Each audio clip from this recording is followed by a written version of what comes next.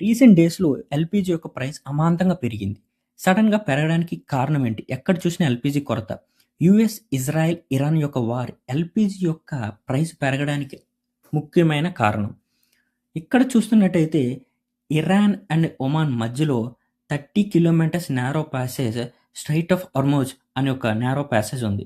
ఇక్కడి నుంచి 88% of world crude oil అనేది పర్షియన్ గల్ఫ్ నుంచి అరేబియన్ సీకి ట్రాన్స్‌పోర్ట్ అయితా ఉంటది. యుద్ధం కారణంగా కంప్లీట్‌గా ఈ ప్యాసేజ్ ఇరాన్ అనేది బ్లాక్ చేయడం అయితే జరిగింది. అండ్ ఇండియా యొక్క క్రూడ్ ఆయిల్ 50% మోర్ దాన్ 50% ఈ ప్యాసేజ్ నుంచి మనకు వస్తది. Iraq, Saudi Arabia and UAE ఈ మెయిన్ కంట్రీస్ నుంచే మనకి మెజారిటీ ఆఫ్ క్రూడ్ ఆయిల్ అనేది మనం ఇంపోర్ట్ చేసుకుంటున్నాం. అండ్ రీసెంట్‌గా మన ఇండియన్ షిప్ మీద కూడా ఈ ఇరాన్ అనేది అటాక్ చేయడం అయితే జరిగింది. డే బై డే మనం న్యాచురల్ గ్యాస్ యొక్క యూసేజ్ అండ్ ఎనర్జీ యొక్క యూసేజ్ అనేది డే బై డే పెరుగుతూనే ఉంది. అసలు ఎందుకు ఇంత మనం వాడుతున్నాం? న్యాచురల్ గ్యాస్ అండ్ ఎనర్జీ యొక్క ప్రాముఖ్యత ఏంటి? ఈ న్యాచురల్ గ్యాస్ అనేది ఎలా తయారవుతది? హౌ ఎల్‌పీజీ మేడ్ అని ఈ వీడియోలో డీటెయిల్‌గా మనం డిస్కస్ చేద్దాం. ప్రధానంగా ఎల్‌పీజీ అనేది 2 ఫార్మ్స్‌లో దొరుకుతది మనకి. ఒకటి న్యాచురల్ గ్యాస్ నుంచి, ఇంకోటి పెట్రోలియం నుంచి. ఈ న్యాచురల్ గ్యాస్ అండ్ పెట్రోలియం అనేది డైరెక్ట్‌గా మనకి ఎర్త్ క్రస్ట్‌లో అయితే దొరుకుతది. అసలు ఈ ఎర్త్ క్రస్ట్‌లు ఇవి ఎలా ఫార్మ్ అవుతాయంటే, మిలియన్స్ ఆఫ్ ఇయర్స్ బ్యాక్ మన ఎర్త్ పైన ఉన్న డైనోసార్స్ అండ్ లివింగ్ ఆర్గానిజమ్స్ అనేవి సడెన్‌గా అంతరించిపోవడం అయితే జరిగింది. ఆ అంతరించిపోయినవన్నీ ఎర్త్ క్రస్ట్‌లోకి వెళ్లి న్యాచురల్ గ్యాస్ కింద, పెట్రోలియం కింద ఫార్మ్ అవ్వడం అయితే జరిగింది. ప్రధానంగా ఫస్ట్ స్టెప్‌లో ఎక్కడైతే న్యాచురల్ గ్యాస్ రిజర్వ్స్ ఉన్నాయో సౌండ్ వేవ్స్‌తో పంపించి సూపర్ కంప్యూటర్ ద్వారా డిటెక్ట్ చేయడం అయితే జరుగుతది. ఎంత percentage of natural gas, petroleum అనేది ఈ ఏరియాలో ఉందని మనకి కంప్లీట్ అనాలిసిస్ అనేది సూపర్ కంప్యూటర్ ద్వారా మనకొస్తది.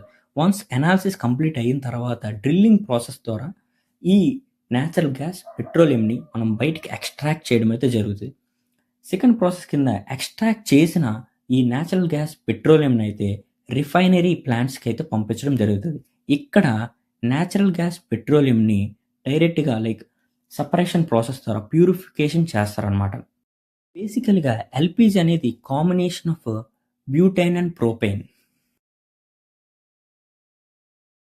ఫస్ట్ న్యాచురల్ గ్యాస్‌లో ఉన్న ఇంప్యూరిటీస్ అన్నీ ఫస్ట్ రిమూవ్ చేయడం అయితే జరుగుతది. అక్కడ సెపరేషన్ అనేది జరిగి ఉన్న గ్యాసెస్ అన్ని రిమూవ్ చేసి ఓన్లీ ప్రొపైన్ అండ్ బ్యూటేన్‌ని సెపరేట్‌గా చేసి దాన్ని ఎల్‌పీజీ కింద కన్వర్ట్ చేస్తారనమాట.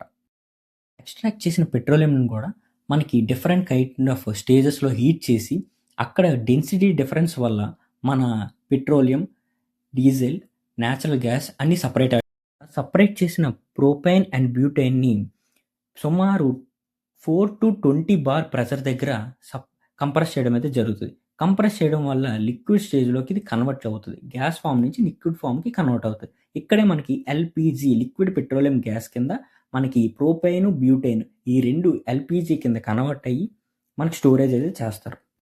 ఇక్కడ చూడొచ్చు మీరు సెపరేషన్ ఎలా జరుగుతుందని. డెన్సిటీ డిఫరెన్స్ వల్ల gasoline, naphthalene, kerosene, diesel, heavy oils అనేవి ఇక్కడ సెపరేట్ అవ్వడం అనేది జరుగుతుంది.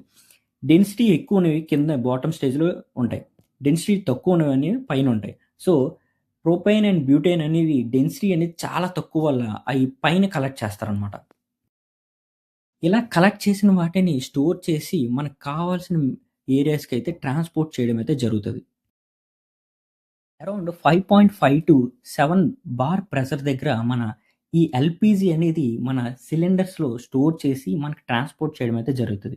ఇలా ట్రాన్స్‌పోర్ట్ అయింది మన కుకింగ్ గ్యాస్ కింద మనం యూజ్ చేస్తూ ఉంటాం డే బై డే. ఈ సిలిండర్స్ హై స్ట్రెంగ్త్ అండ్ లో అలాయ్ కార్బన్ స్టీల్‌తో తయారు చేయడం అయితే జరుగుతది. ఇది మన ఎల్‌పీజీ యొక్క డీటెయిల్స్. వీడియో నచ్చినట్టయితే please like, share, subscribe the channel. మరికొన్ని ఇన్ఫర్మేటివ్ వీడియోస్‌తో మళ్ళీ కలుద్దాం. అంతవరకు signing off me Karthik. Thank you.